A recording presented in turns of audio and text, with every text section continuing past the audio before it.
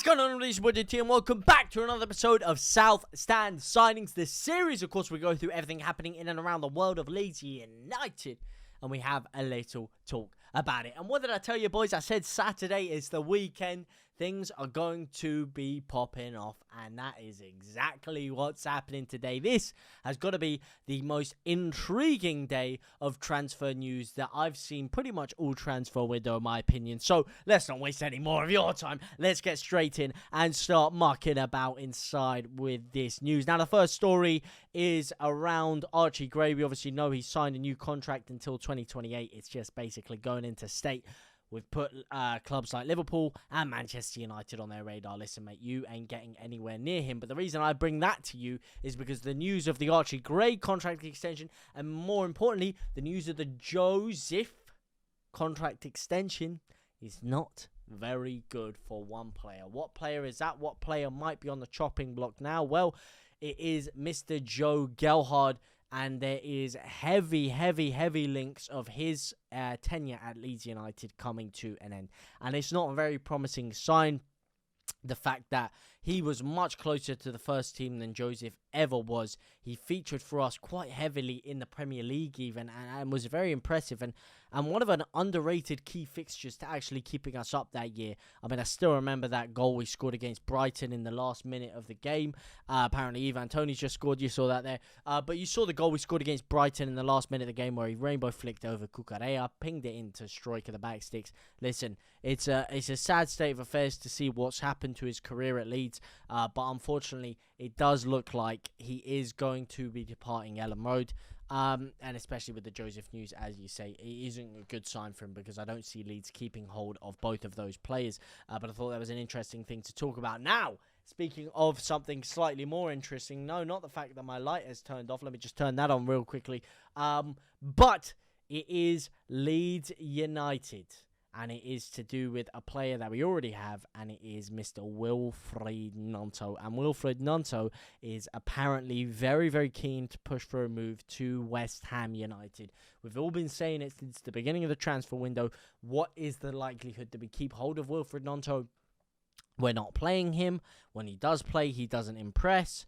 He really has flattered to deceive a lot this season. He wants to move to the Premier League. He wants to play in the Italian squad in the summer. He's not going to be able to do so if he doesn't manage to play regular first-team football in the top flight. So it does seem like this West Ham move is getting a lot of joy recently. And the reason why this is even more important, and the reason why I actually think West Ham might get him, is to do with another move that Leeds have been looking at, another player that we've been looking at recently, which was Mr. Ben Johnson. And I said to you yesterday, and I'm going to eat my own words here, that I really don't think that Leeds were going to make the move on him. I didn't think that it was likely because West Ham were talking about potentially going into talks with him in a couple of weeks to have a new contract. But when you throw this Wilfred Ndidi news into the mix, and you throw reports circulating that Leeds are apparently primed to move very quickly on Ben Johnson,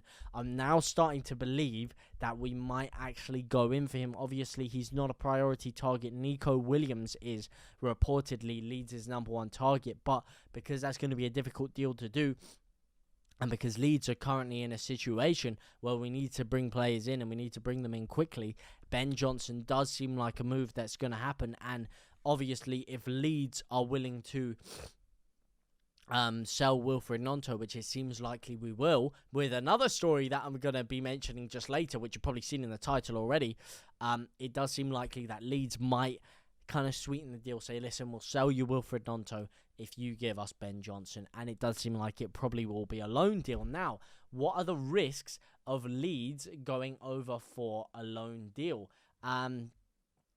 It's not necessarily the greatest thing for Leeds, and I'll tell you why.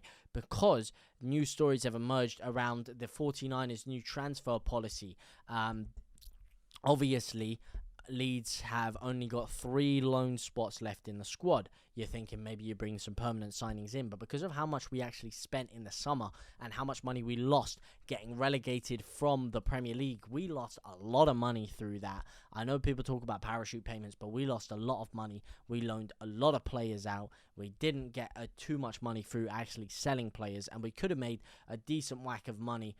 It's funny, they were saying recently around Wilfred Ndidi, there's a report here saying that we could have got around 15 to 20 million pounds for him in the summer, and we turned that down. That could have been very helpful for us this season, but we spent a lot of money on Perot, who right now that seems like isn't the best spent money, and it seems we only have loan deals to make, and we did send Djed Spence back, so we have 3 loan options we can fill now, and it does seem like Ben Johnson might be one of them, which isn't necessarily the most great thing for Leeds. But having said that, do any of us really see us signing more than 3 players this summer? Probably not. Ben Johnson isn't my first choice, but it does seem like that could be likely. But one of the other loan spots seems like it is very, very, very likely to be filled. And who is that?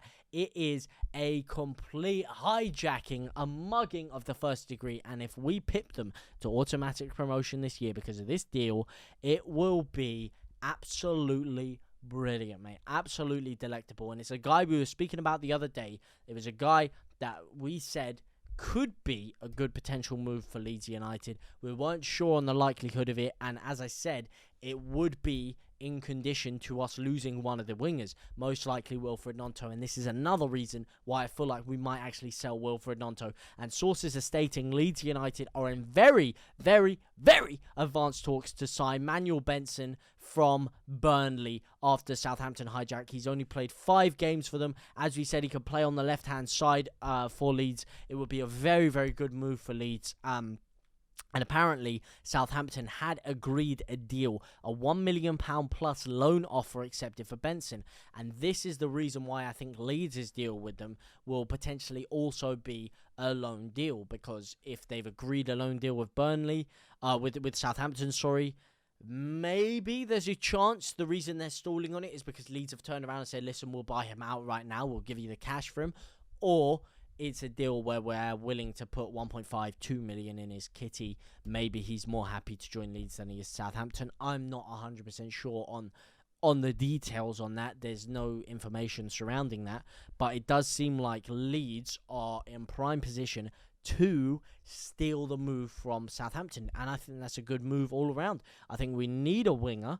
I think it is imperative that we sign someone to replace Wilfred Ndidi if we do lose him. I think we need someone who can play confidently out on that right-hand side. Wilfred Ndidi, he plays on the right-hand side for us, but he I think he's more naturally suited to the left wing. Somerville's got that position locked down. Jaden Anthony's featured on the left when he plays, so that's Somerville's backup, if you ask me. So I'm more than happy to bring another right winger in to play backup to Dan James or give him some serious competition. And he featured very well for Burnley last year. I believe he had 14 goals, 8 assists in the Championship, something similar to that. He's a very, very, very competent winger, and I think it could be a very good move for Leeds. Let me know what you guys think about Manuel Benson, but all things do seem to be pointed to that, which if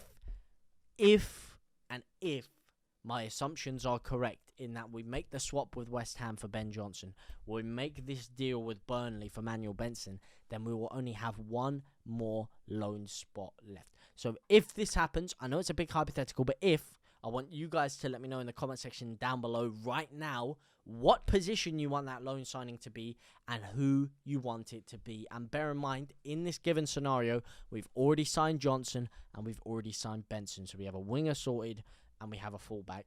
Are you in the camp where you think if we're going to bring one more in, we need to bring another fullback in? Because I would really lean to that belief. Or do you think we should go for a striker or an attacking midfielder? I've heard a lot of people say. Let me know what you guys think down in the comment section down below. I'm really intrigued to hear what you guys have to say about this one. But for now, I will see you guys on the flip side. And I'll be keeping you in the scoop or in the loop when I get the scoop, as a wise Killer Keemstar once said. Au revoir, my brothers and sisters.